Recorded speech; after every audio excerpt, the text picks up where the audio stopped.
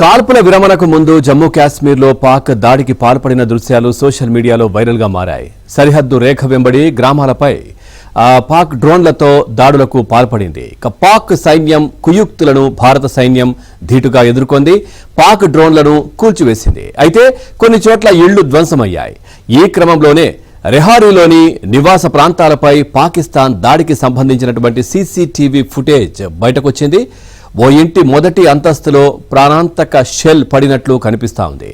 ఈ వీడియో వైరల్గా మారడంతో పాక్ తీరుపై నెటిజన్లు ఆగ్రహం వ్యక్తం చేస్తున్నారు.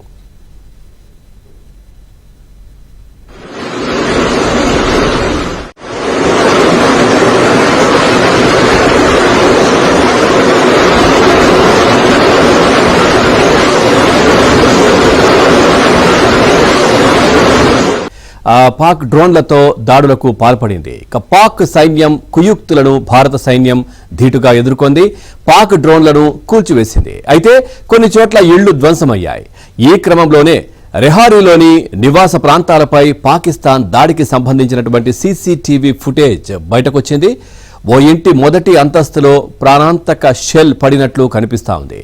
ఈ వీడియో వైరల్గా మారడంతో పాక్ తీరుపై నెటిజన్లు ఆగ్రహం వ్యక్తం చేస్తున్నారు.